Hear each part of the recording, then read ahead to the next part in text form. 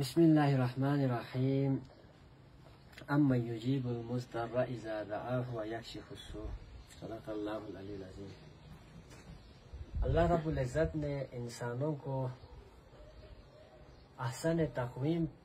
پر بنا کر اشرف المخلوقات بنایا، اور انسانوں کو اللہ رب العزت نے عقل سلیم عطا فرمایا، اور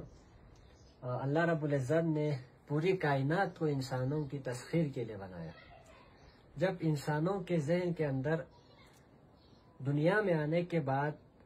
انسانوں نے غیر اللہ کو تقدیس کا ذریعہ سمجھا، سورج کو، چاند کو، سمندروں کو، پہاڑوں کو اور دوسرے چیزوں کو، وقت کے ساتھ ساتھ پھر انسانوں نے بعض دوسرے انسانوں کو، بادشاہوں کو اللہ کا نمائندہ سمجھ کر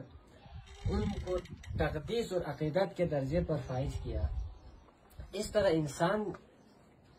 جو کائنات کو تسخیر کر سکتے تھے اس درجے سے گٹ کر انسان جانوروں کی سطح پر پہنچ گیا۔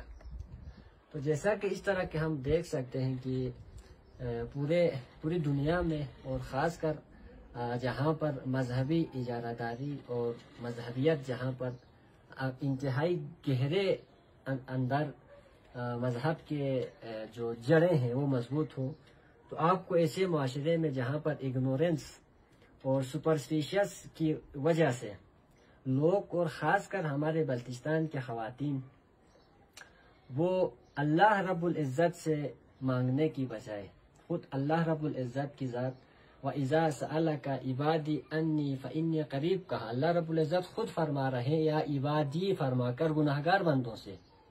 یعنی اللہ رب العزت نے اپنے بیچ میں کوئی پیے سیکٹری نہیں رکھا ہوا، بلکہ اللہ رب العزت خود ارشاد فرما رہے ہیں کہ مجھ سے ڈائریکٹ مانگو، مجھ سے پکارو، میں پکار سننے والا ہوں۔ اضطراب کی حالت میں جو بھی بندہ، جو بھی شخص اللہ رب العزت کو پکارے گا وہ اللہ رب العزت سننے والا ہے۔ جب ہم بلتستان جیسے معاشرے میں دیکھتے ہیں تو جگہ جگہ توہم پرستی، قبر پرستی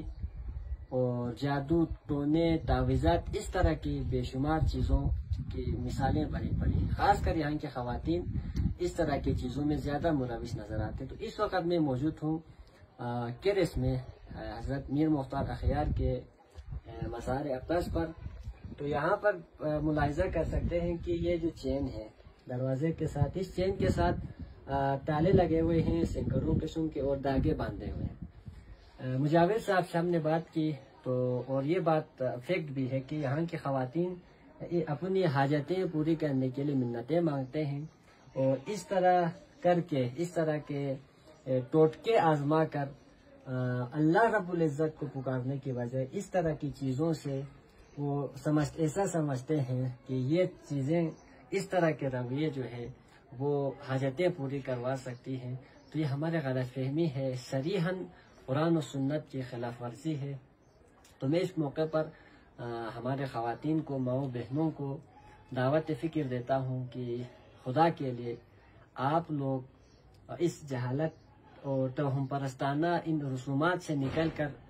قرآن مجید کو میزان، فرقان، مہمین، برہان قاطع، حرف آخر، قول فیصل مان کر قرآن مجید کی طرف رجوع کیجیے گا، اور اللہ رب العزت ہر انسان کی، ہر گناہگار بندے کی سننے والا ہے۔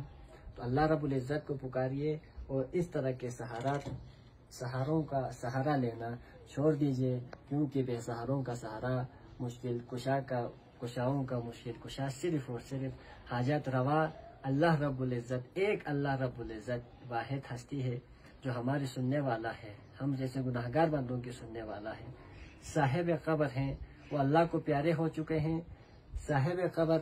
ہماری کوئی مدد نہیں کر سکتا، صاحب قبر کو خود ہماری دعاؤں کی ضرورت ہوتی ہے۔ ہم جو دعائیں ان کی مغفرت کے لیے، درگزر کے لیے، ہم جو ان کے لیے جو دعا کریں، یہاں پر آ کر قبر کے اندر ہم صاحب قبر کو وسیلہ بنانا یا صاحب قبر سے ڈائریکٹ تک ہمارے لوگ مانگتے ہیں کہ ہمارے حاجتیں، منتیں پوری کریں، تو یہ دونوں بلا شک و شبہ شرک کے زمرے میں آتا ہے۔ تو اللہ رب العزت سے آخر میں یہی دعا ہے کہ ہم سب کو اس طرح کے شرکیہ حرکات، بدعات و خرافات سے محفوظ رکھ کر خالص واحد یکتا اللہ رب العزت کی بارگاہ میں ہمیں گر گرانے کی، اسی ذات کو پکارنے کی اللہ ہم سب کو توفیق عطا فرمائے۔ وآخر دعوانا ان الحمد للہ رب العالمین۔